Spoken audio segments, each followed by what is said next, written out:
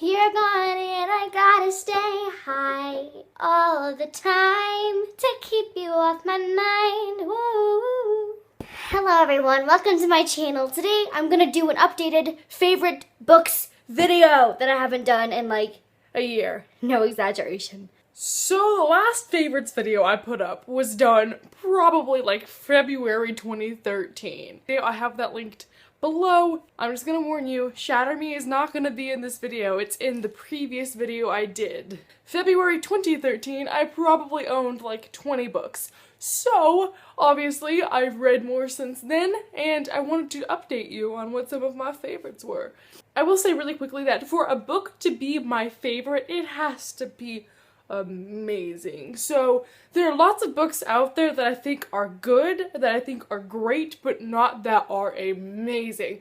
So I'm just going to show you a handful of books that over the past year I just thought they were amazing. The first book that I have is Just One Day by Gil Forman. This book is one of the best contemporaries I have ever read.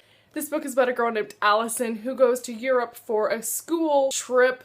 On the last day, she decides she's gonna go to Paris with a guy she just meets because her whole life has been about structure and being organized, and just one time she wants to have a little fun. Things go uphill, go downhill from there. It's not a cheesy love story. It is so mind-blowingly amazing. The next book slash series is City Bones. I'm sure you know what this is about, but it's set in a world where there are demons and angels and fairies and warlocks and a bunch of fantasy elements, and it's about a girl who stereotypically discovers that she is not a human, and so she has to kind of train herself to be in this new fantasy world and defeat things. I fell in love with the world, I fell in love with the characters, I fell in love with Jace. I just loved being lost in a fantasy world. You're never bored. I know there's a ton of controversy about the series, that some books were better than others and some books were boring. I don't even know what the dealio is. I never ever gave any of these books more than 5 stars because I was so addicted. I cannot wait for more books in the Shadowhunter world. The next book slash series is The Fifth Wave. This is one of those books that is very alarming as an apocalyptic sci-fi book because it is very realistic. This book is about an alien invasion that comes in 5 waves, and there's different things like loss of electricity, disease. The 5th wave is where pretty much everyone is dead. The last handful of humans are trying to survive. This follows Cassie, the main character, who is one of my favorite female protagonists in the entire universe. She is so brave and just everything I aspire to be. I love the tone of this book. I love the way it is written. I just cannot get enough of this book. I adored it. The next series is The Unbecoming of Mara Dyer. I just recently reread this, and I can honestly say this is one of the best series ever, and I know pretty much all of these I'm saying that about, but if I had to choose one series other than Shatter Me that is the best series out there, I would be this one. It follows a girl named Mara Dyer. She has recently been in an accident,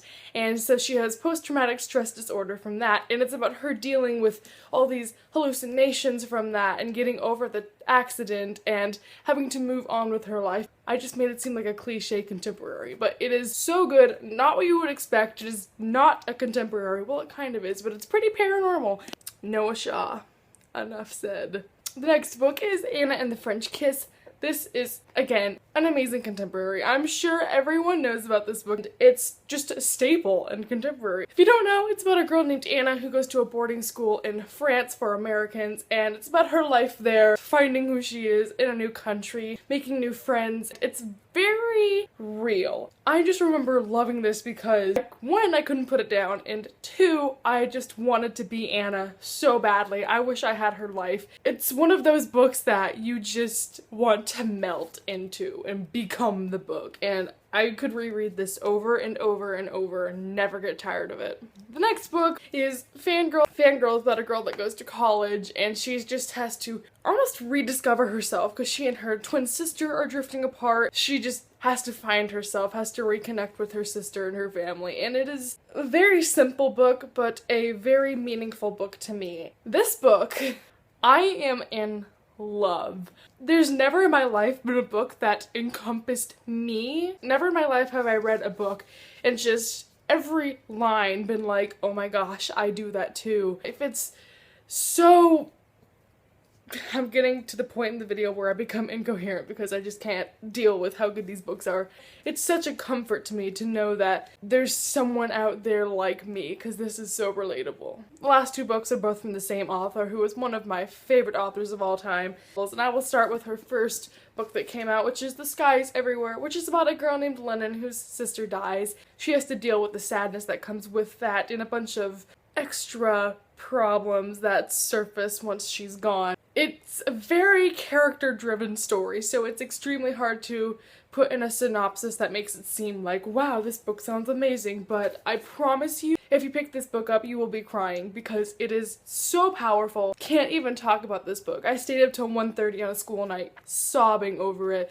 It is so beautiful. Which brings me to my last book of this video, also a Janie Nelson book. I'll Give You the Sun, which recently came out in September. One of my really good friends just recently asked me if I had to choose one book, what would my all-time favorite book be? It's not Shatter Me, it's this book. I can't even describe this book because it is amazing. I'll Give You the Sun is about a pair of twins, and one of the twins tells this perspective of now, and one of the twins tells this perspective of 3 years previous, and it's dealing with just relationships and their family. It explores so many things that I love it to death, and it's one of the best, no, it is probably the best book I've ever read. So this is everything. I want to thank everybody for watching this video. I plan on doing an update of this pretty much every year because it's gonna be nice to look back and see what I liked at the time and see how things have changed.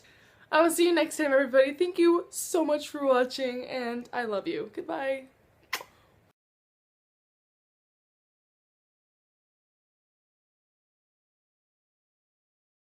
I love Warner so much. It's all the Warner feels.